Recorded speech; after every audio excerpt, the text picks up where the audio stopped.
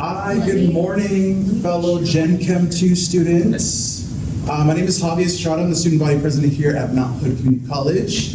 Hi everyone, my name is Emily Poon and I'm the student body vice president. Yeah, so we wanted to come in and tell you guys about some activities that we got going on, as well as resources that US students have available to you here at Mount Hood. So first, Emily will go over the events we got going on. Yeah, and so our first event next week is Clubs Fair, Yes. where students can learn about the different clubs that are offered here on campus, as well as join them if they're interested. So the event is going to be February 26th from 11 a.m. to 2 p.m. in the Vista Dining. There's going to be lots of clubs there, as well as a prize wheel, and there will be food offered at this event. I'll be Yeah, so for the Clubs Fair, I talked to Joy this morning. She's our clubs coordinator. We're gonna have Chick-fil-A as catering for the event. Some special things to note. We recently approved a new club for like Hispanic leaders, so that's something to look forward to. Some of the clubs that we have active now are like Japanese Culture Club, Clay Club. We have a mental health and wellness club. Lots of amazing groups here on campus. So if you're interested, please come out. That'll be Monday, as Emily said, February 26th. The following day, we're gonna have pizza with ASMHCC. That's us. Fun fact, every single person in this room is a member of ASMHCC as a paying college student. So our mission is to help serve students here on our campus and connect you guys with like the resources and services to help you guys succeed and have a good experience while you're here. But yeah, we're gonna have an event Tuesday, pizza with ASMCC. Yeah, and it's going to be from 12 p.m. to 1:30 in the Student Union. We will be having a special guest speaker, which will be Dr. Lisa Scari, as well as we are inviting the Japanese exchange students to come by and interact with us. Yes. So this event, you will get to meet the ASMHCC leaders like me and Javi, but also everyone on our team. At the moment, we have how many members? 13 so far? Yeah, we have almost a full team. There's only 1 or 2 roles that Like are left. 3 roles left, Yeah. and this is, I was talking about this with Rosina, this is the first time in probably many years that ASMHCC has had a full team. Yes, we're very excited. So please come out Tuesday, February 27th. And then finally, we want to talk about the event happening next Wednesday. The Japanese Culture Club is hosting an event so you guys can get to meet some of the Japanese students. And so they're from Ryokoku University. Am I Yes. saying that right? So it'll be February 28th from noon to 2 in the Student Union space. Raise of hands, do you guys know where Vista Dining is? Do you guys know where to go to Vista Dining? Awesome. If you guys don't know, it's above the Student Union basically, which is building number 10, I believe. Isn't that where the cafeteria is? Yes, exactly. I just know because I recently found out about the cafeteria, but it's not open. Yeah, since COVID times, it had closed down. So we're doing our best to address food insecurity on campus. I myself and Emily have gone to the Capitol this term to ask for more funding for student basic needs. So that's another reason why we're here. And another reason too is I'm also part of the Bond Development Committee. Yes. And one of the things that has been brought up a lot from students as well as staff is food insecurity. And we're working hard on doing that.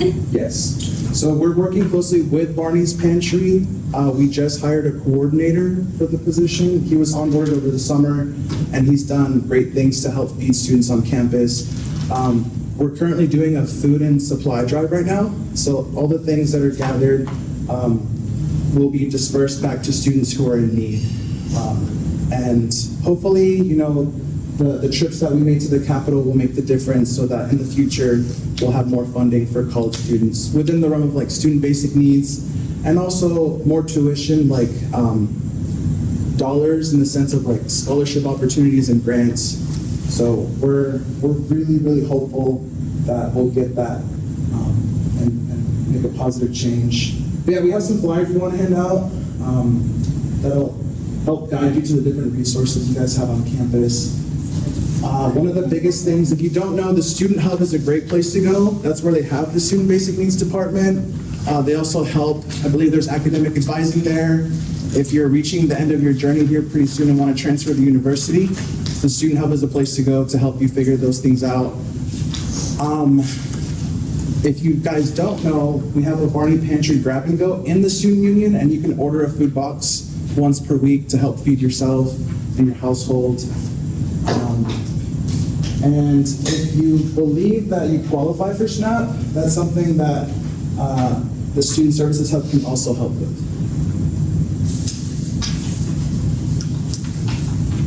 So yeah, we're super excited. We hope to come back before the end of the term and let you guys know about what's happening in March. And yeah, we wish everybody good luck. We're also in Gen Chem 2, we're taking the online class. Solitary. I know. Thank you both for coming and sharing all that stuff with us. Very cool. You guys do a lot of good work too. Thank you so much. No worries, man. All right, let's take care. So it's not every day that the president and the vice president come to your class, so thank you. All right. Cool. So good morning, welcome. Cool to have you here. Today what we're going to do is we're going to finish. Come on. It was working just a second ago naturally, so all right, let's try it this way. We're going to finish chapter 11. There's just a little bit more to go. Now, come on. Which chapters are the exam? Is the next exam on again? Chapters 9, 10, and 11. I just suddenly we were on chapter 11. My brain was like, Oh yeah, no doubt. No. Jacob, I feel the same way. This whole term has been kind of a trip. So, all right. Sorry about my technical issues here. Let's try this one more time.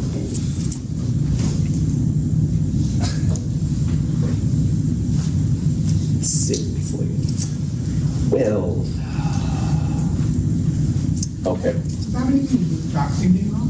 With what? Does that have anything to do with track thinking on? You know, David, that is not a bad idea. Let's turn that back going off and see.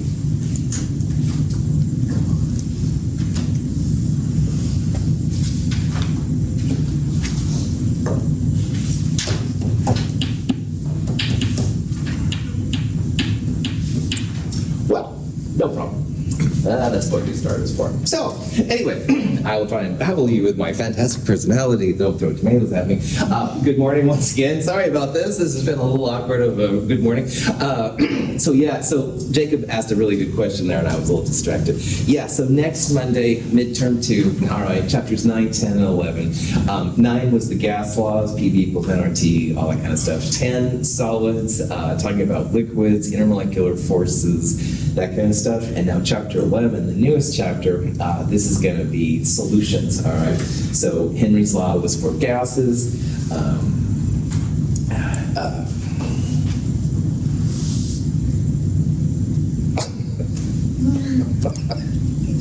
Okay, I've got one more trick to play in my sleeve here. This will take a little bit, but we'll do it too. So anyway, okay. Wow. Worst intro to a lecture. So chapter 11, gas solutions, all right? Solutions are basically into a couple of categories. Solutions will be Henry's law for gases, which is really important if you have gases and liquids and stuff, as well as what are called the colligative properties. There's 4 of them. Colligative just means properties of a solution, okay? And we talked about Raoult's law, which was vapor pressure being lowered. We talked about boiling points being higher in a solution relative to the solvent they came from. Freezing point, which was the focus of the lab, the freezing points are lowered relative to the pure solvent. And then finally, the last one we did at the end on Monday was osmosis. Osmosis, osmotic pressure, same kind of thing. Those 4 are properties of solutions. Excuse me. If you have a pure solvent or a pure compound, you don't have them. But if you do have them, there's some cool things you can do. The number 1, of course, being molar mass, which again goes back to the lab. So next Monday at 1:10, when we meet for lab, definitely make sure you bring along take-home quiz 5. That'll be due. Exam prep 2 is another one-page double-sided handout. Question is given, the answer is given. You just show in detailed steps how you go from the question to the answer, and you'll be good to go. You'll turn in the freezing point lab. There is a graph associated with that.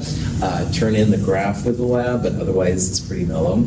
We'll take the midterm, and after that we will do the kinetics part 1 lab. Now the exam 2, just like exam 1, you can absolutely bring a calculator. You can bring a sheet of notes. Yay! You can bring a sheet of notes, a calculator, a periodic table, of course, will be cool. There's a sample exam on the website and in the companion. I do encourage you to check that out too, to make sure you're good to go. Your exam, when you get it back, will have a summary sheet at the end, which says how you're doing in the class as of this time. The lab afterwards is pretty chill. We're basically going to mix some solutions. Watch the yellow go to clear. It's not hard. Any questions on anything? Pretty sloppy intro. Sorry about that. So, all right. Finally, osmosis. We left off with this example on Monday, but I wanted to do it one more time because osmosis is pretty important. Osmosis is a pressure experienced by a solution. And in osmosis, you have some kind of pure solvent and a solution on the other side of a membrane. And in osmosis, the solvent tends to drift into the solution. So the solution's concentration, moles per liter, actually goes down a little bit because all this solvent runs in. So it makes the concentration lower. But it is a pressure, and you can actually measure it. And we saw some videos on Monday how the solution went up a little bit. You can measure it in terms of so many millimeters of mercury, like this example was right here. And osmosis is another way that people can find molar mass. And this is a big part, as you've seen in chemistry. So in this example, we had some hemoglobin, which is one of these massive biochemical molecules. We put 35 grams in a liter of solution, the pressure 10 millimeters. Now again, 10 millimeters, if you look on the metric side of this, is 1 centimeter. All right, so about the width of your finger. All right, it's not very much, but it is enough that you can measure it. You can then calculate first the concentration, because pi equals CRT or ICRT if you have the Van Hoff factor. The pressure needs to be in atmospheres because we're using the R constant. R 0.082057 is the only R you're going to need for midterm 2. All right, and that's kind of important. We will eventually start using another version of R. I mentioned it briefly with the Clausius-Clapeyron equation, but we're not doing the Clausius-Clapeyron equation hint for exam 2. So the only R you should need on the midterm is 0.082057. Because of R, we're also making sure all the temperatures are in Kelvin. You end up with a molarity, moles per liter concentration. In this example, we had exactly a liter, so you multiply to get the moles. Grams you put in, divided by the moles we calculated. Molar mass, 64,800, which is just incredibly huge. In my world, molar masses are big, usually if they're around 400 grams per mole, but these biomolecules are just massive compared to what we have. People usually feel that osmosis is the best way to measure molar mass using a chemical system. There are mechanical means, absolutely, that can do it, and those should be used, by the way. But it's nice to know that your mechanical things are, calibrated and stuff like that. So this is an independent way to verify some of these numbers. Yeah. Questions on any of that? Okay. We talked quickly on Monday, too, about how solutions need to be isotonic, like when you go to the hospital and they hook you up with an IV. If they use just regular water, our blood has like a concentration of ions and cells and stuff like that. And more importantly, the cells themselves have a concentration inside them. So they will usually use some kind of, sometimes it's sodium chloride. This one is, I think, but one time I went a few years ago, it was some kind of have potassium chloride, I don't know. But anyway, that makes sure that the cells don't experience osmosis. This slide shows what happens when you have isotonic, hypertonic, and hypotonic. Isotonic just means you have just as many water molecules going into the cell as you have water molecules going out of the cell. The semi-permeable membrane they talk a lot about with osmosis is often referred to with cells, and you have to have equal concentrations to make sure it's all right.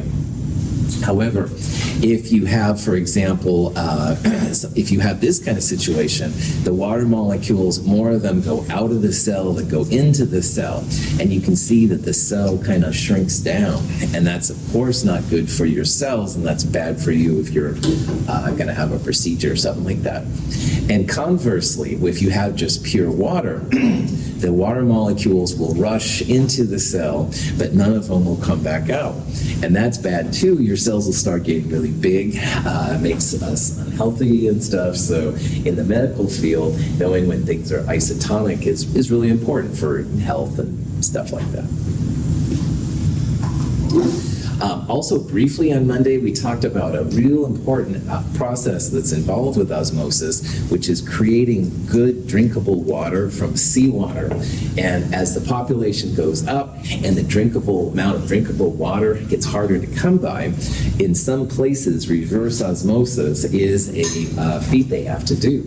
And it used to be, it was only like Saudi Arabia, places that are hyper hot like that. But now they have reverse osmosis places, and for example, Los Angeles, and I believe Texas has a few too. Reverse osmosis is the opposite of osmosis. You're pressurizing a system, so it forces the solvent, water, to go through a semi-permeable membrane. So we've got seawater over here, and all the ions and stuff in seawater stay in theory on this side of it, and you end up with pure water on the other side. And this is just a picture I found. They have all kinds of little cylinders. They're forcing a pressure, some kind of system in, and it pushes water, drinkable water, out the other side. And that's how Los Angeles and places like this get some drinking water. In Oregon, we have a plethora of rain, so we don't have to usually worry about that, knock on wood. But it is nice to know it's out there in case it was ever needed. Now, one thing I did want to talk about real fast, and this is more informational than anything, but I think it's important to hear. Most of the time in chemistry, we deal with what's called, I call them a classic solution, which is solute and solvent. But the important part about this part is that in a true solution, the solutes are pretty small. All right, 0.2 to 2 nanometers in diameter is what most of the ions are, stuff like that. So pretty small. So the acids and bases, the salt water I just talked about, your sodium chloride salt water, stuff like that, those will all be the classic solutions. But it does become important, as we'll see sometimes, to think about what happens when you have larger solutes. Milk, for example, is an example of this. Milk is a solution, but you can't really see through it per se.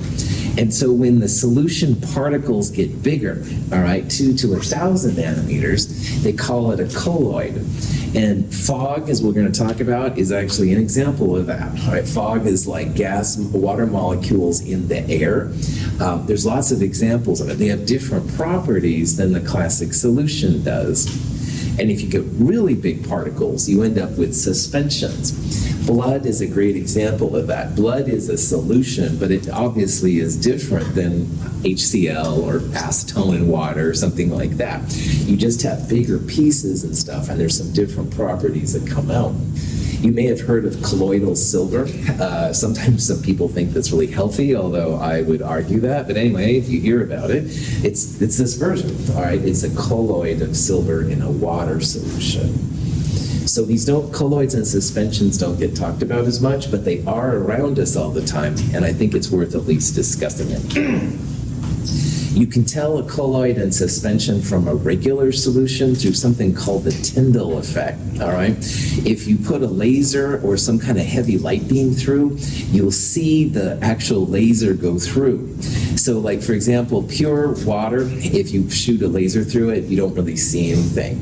But if your water is in a solution, and specifically a colloid in suspension, you do see it. So this is that colloidal silver thing I was talking about. It's a fairly common version of this type of suspension. Now the difference between it is just that silver is a pretty big ion in here, and so you can begin to see some diffractions through it. And they call this the Tyndall effect. It's kind of cool. If you've ever seen what's called a Jacob ladder while walking in the woods, kind of the light coming down, streaming, it's kind of a cool effect. That's the Tyndall effect. Now, normally, if you have a regular suspension, the light just goes right on through, all right? But once you start getting bigger and bigger particles, then the light begins to kind of get around, diffract and those kind of things.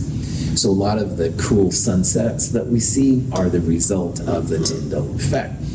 It's got bigger solute molecules kind of hanging out. There's lots of examples of colloids and suspensions. There's a weird kind of naming that people use.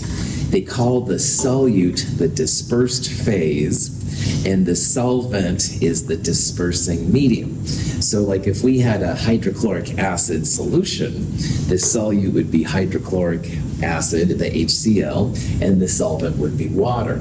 Well, in fog, all right, the dispersed phase is a liquid, and the medium, i.e. the solvent, is the gas. So when you see fog, it doesn't look like a liquid, it looks like a gas, but something's there, all right? You can see the fog, and that's then usually the liquid. Technically, fog and clouds are referred to as aerosols, and there's lots of different versions of it. Smoke is an aerosol as well, shaving cream. So you can see like paint, all right, sponge, cheese. Sorry, I had to laugh there a little bit because I have a weakness. Pizza. All right, Prophet, back on. Shut up, Michael. Yogurt is an example of this too. Gel, foams, stuff like that. They're around us a lot, so they do get used. Oh yes. I'll have a small plain vanilla in a cup to go. That's non-fat, right? That's right. Because I'm on a special diet and the doctor said I can't have any fat. Yeah, well, there's no fat. Hey, no, strawberry for me and my friends.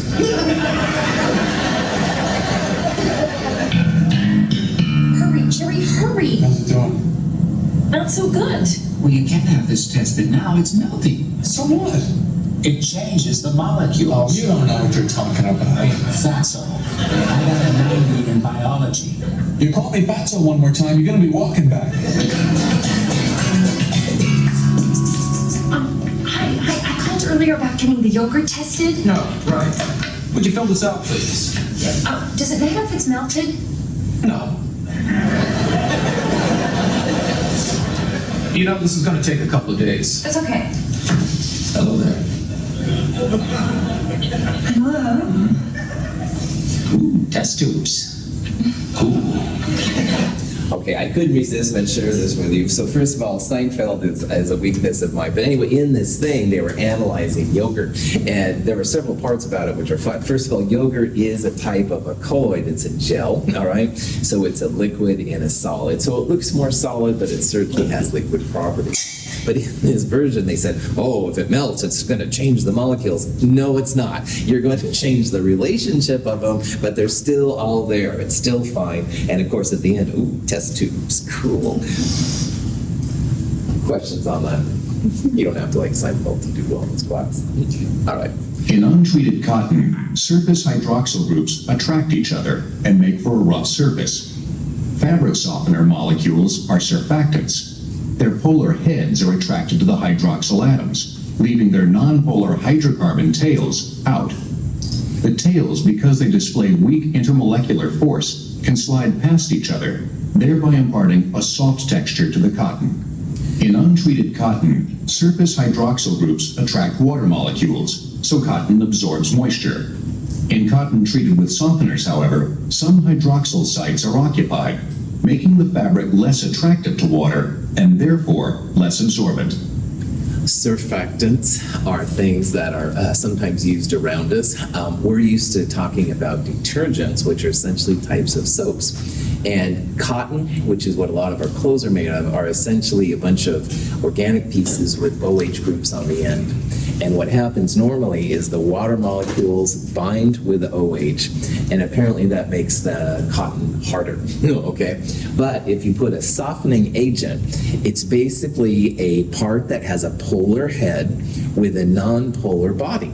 So the polar head attaches to the OH, and you have this soft, then non-polar end kind of sticking out. So you have fewer water molecules connecting to the OH, and the softness comes from essentially having like a type of an oily substance. That's basically what non-polar stuff is. So it feels better. Anyway, this is the science of detergents, which is also a huge part of chemistry in our world as well. A soap micelle consists of a group of surfactant molecules with hydrophobic tails pointing inward and hydrophilic polar heads pointing outward. The micelle absorbs non-polar oily liquids and carries them away as an oil and water colloidal dispersion. So let's say that I spill something on my shirt, all right? Well, there's two types of things I could spill on my shirt. I could spill something ionic, and if I put ionic compounds in water, most of the time they wash away no problem. But if I get something non-polar on my shirt, like this little oil molecule, the water doesn't usually cut it, all right? So if you use then a type of soap or detergent, that's a way to get it out. And this is how it works. I find this really fascinating. This is an example of one of these. It's soaps and a lot of detergents are basically long, non-polar carbon chains, all right? So lots of carbons, CH3, CH2, CH2, et cetera, et cetera. However, on the end, you have a polar side, all right? It's a sodium sulfate kind of group right here. So in water, the sodium goes away. You end up with a negative ionic side and then this large non-polar side. So the non-polar side actually then attracts to that non-polar oil on my shirt. And if you get enough of them around, it'll extract the molecule. It kind of surrounds the oil with the non-polar parts. On the other hand, the ionic parts are on the outside, so the water will wash it away. It's kind of a cool concept. So that's why soap is used, obviously, to clean up things. The soaps usually have a non-polar part and a polar part, kind of the best of all possible worlds if you want to clean your clothes and stuff. So, why don't oil and water mix? The hydrogen bonds between water molecules are too strong to be broken in order to produce a relatively weak interaction between water and the molecules in the oil. Thus, water excludes oil from entering the aqueous phase. So as the intermolecular forces get farther and farther from each other, they're less likely to combine. So we talked earlier about how like attracts like. Polar and polar go well together. Non-polar and non-polar go together.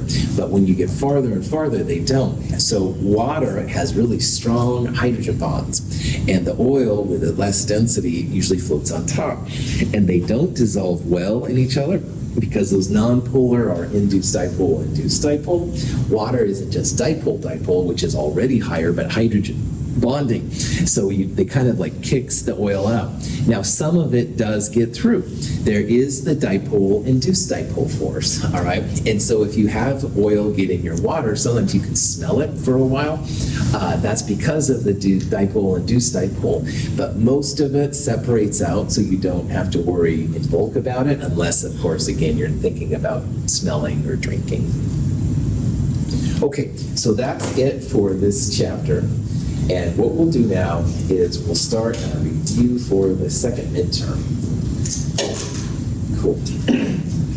And like I said earlier, this midterm is over chapters 9, 10, and 11. 9 was the gas laws, 10 intermolecular forces, solids, liquids, transitions, stuff like that. And 11 then is solutions.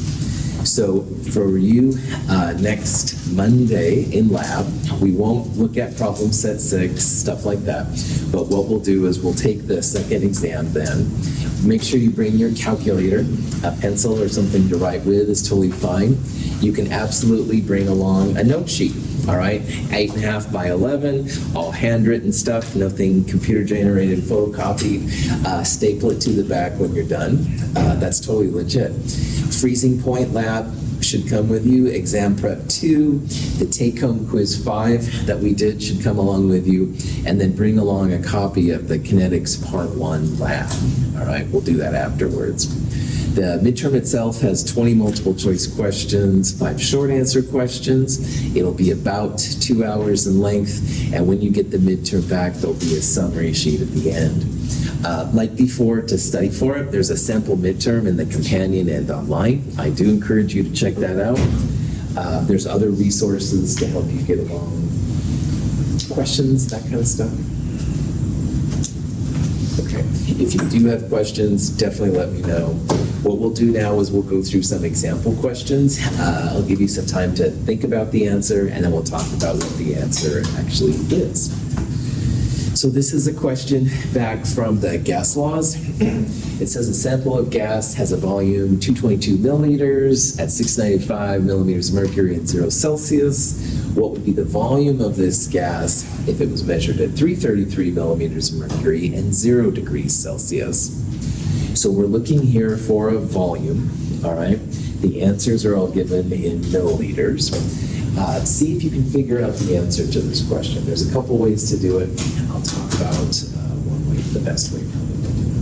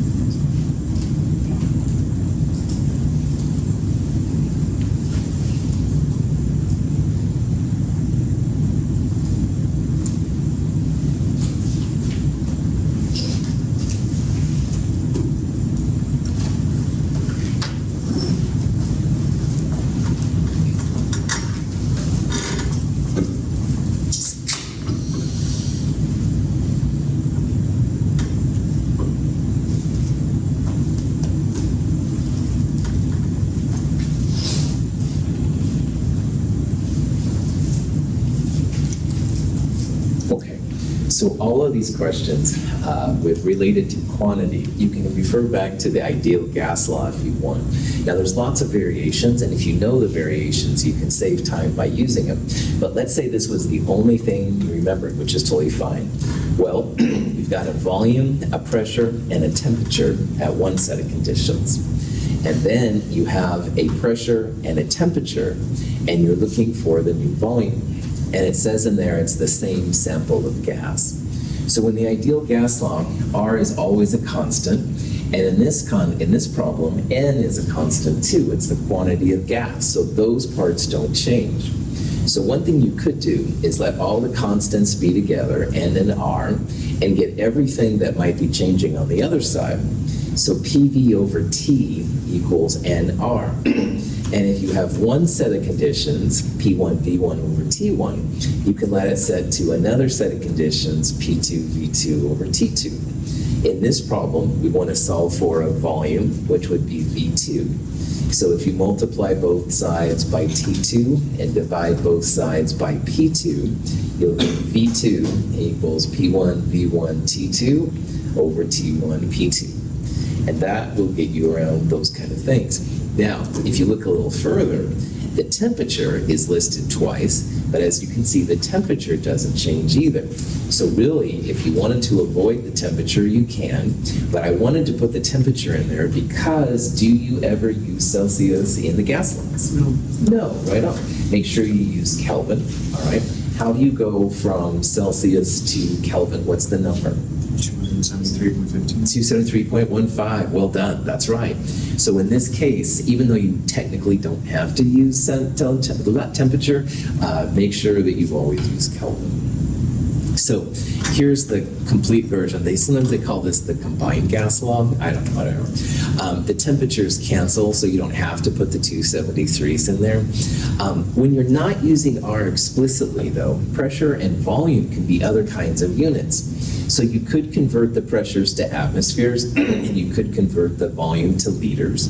You'd get 0.463 liters times 1,000, 463. But really, if you want to leave pressure and volume alone with these kind, that's awesome, not a problem. So it's up to you. That's a little bit of a way to save some time. Any questions on that? Sweet. Now, here's another question, but this one now is about density.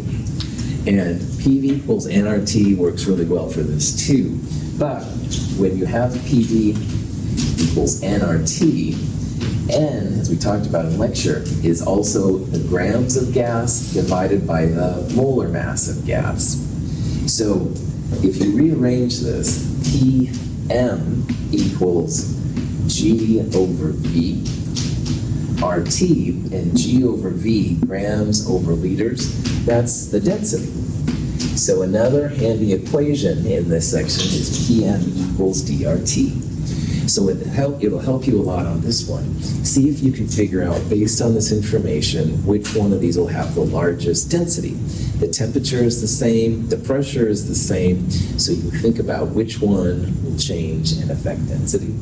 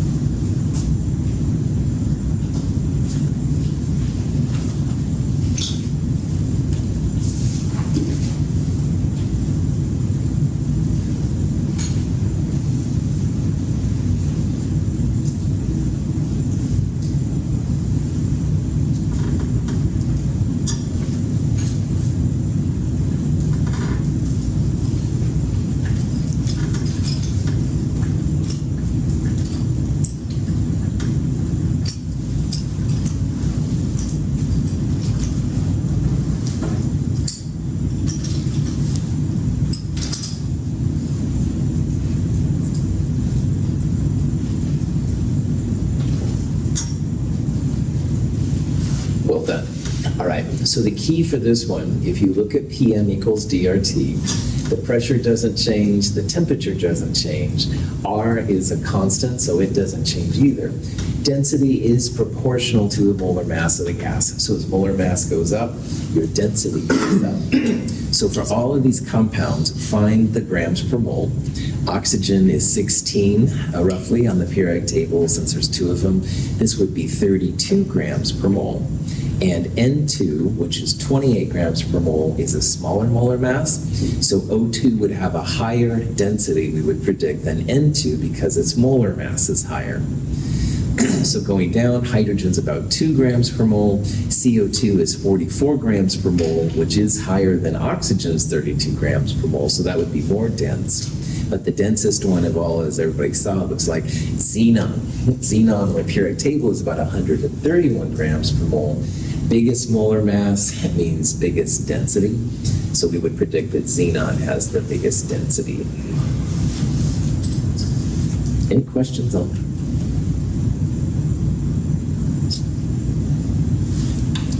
Now, this problem is mixed gases with solids, all right?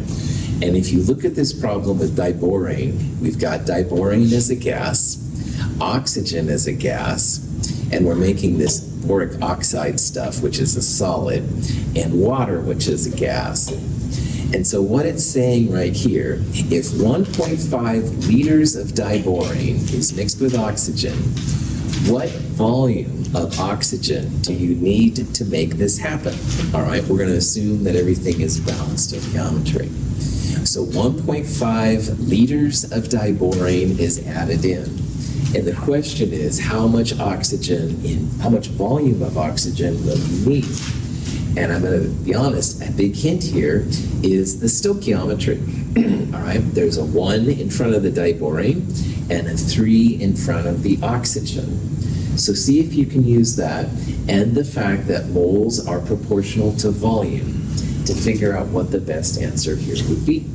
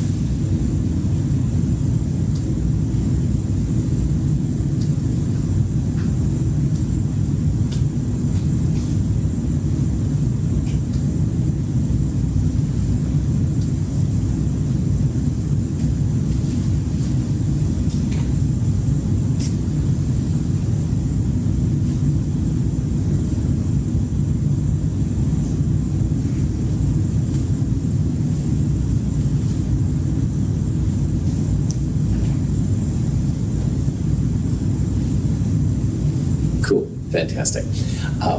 So in the ideal gas law, volume and moles are on opposite sides of each other. And that means in like math, they're proportional. So if the moles goes up, your volume goes up. And if the moles go down, the volume would go down. So in this problem, pressure and temperature are constant. We don't have to worry about those. And R is a constant. So volume is going to be directly related to the moles. So if we have 1.5 liters of this gas at those conditions, we're going to need 3 times as much oxygen then to make this reaction happen. So 3 times 1.5, 4.5 liters of oxygen will be needed under these conditions. And this is kind of a cool thing. This works as down here for pressure as well. So for example, if you had 150 millimeters of mercury diborane and it wanted to know the pressure of O2 and volume and temperature were constant, well, 150 times 3 would tell you how much pressure of O2 was needed. The stoichiometry is a big hint in chemistry for a lot of things. This is just one more example of how it works. Any questions?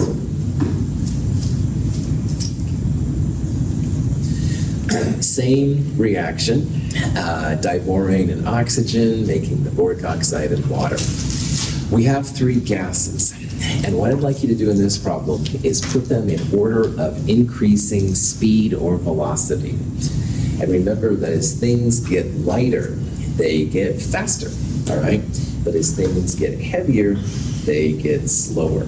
So see if you can figure out the 3 gases in order of increasing speed.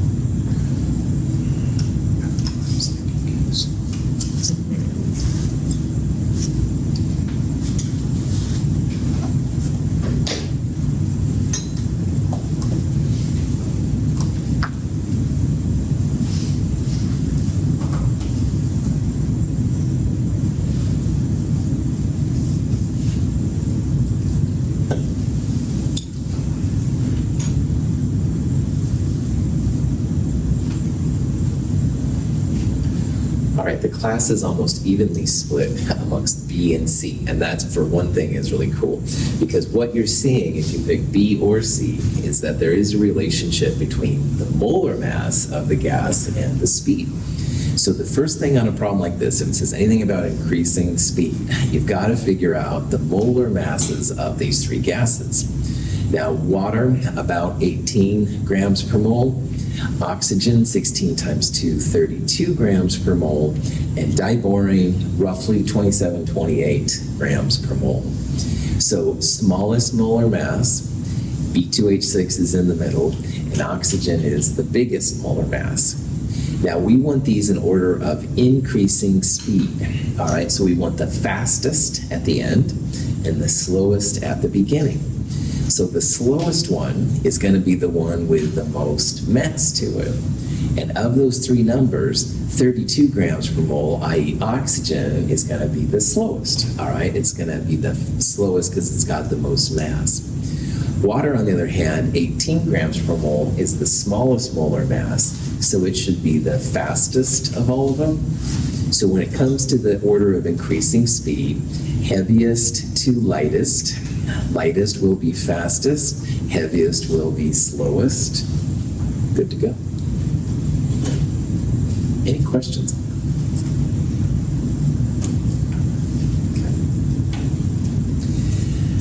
We have equal masses of helium and neon. Now remember, there was a problem like this in problem set 4, and what I did is I just assumed we had so many grams per mole of one of them, and I applied it to the other one. So for example, helium is about 4 grams per mole. Use 4 grams. And if you use 4 grams for this, use 4 grams for that, etc., etc. We want to compare here the pressure of the gases. The volume is the same and the temperature is the same. And even though it might feel like there's too much pressure, and I understand it this week, that's not the answer. Darn it! See if you can figure out which of those would be the best answer. So again, assume some mass, and it's the same number for both of them. And see if you can figure out then which one will have the most pressure. Or maybe they'll be the same.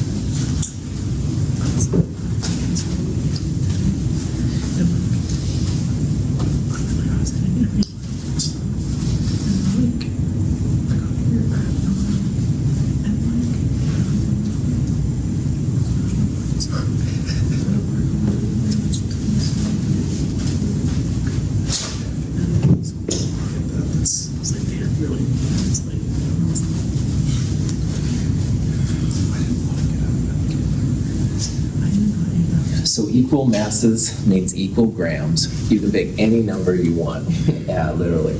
But I'm going to make it as easy as possible. And I'm going to say we have 4 grams of each gas, all right?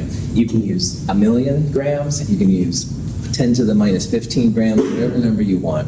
But make sure it's the same number. And why we're doing this is because pressure is proportional to the moles. So we want to figure out roughly how many moles we have, and then we can compare that to see the pressure.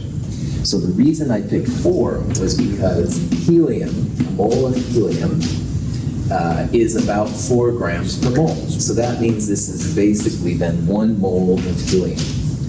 On the other hand, neon, if you look on the periodic table, that's about 20 grams per mole.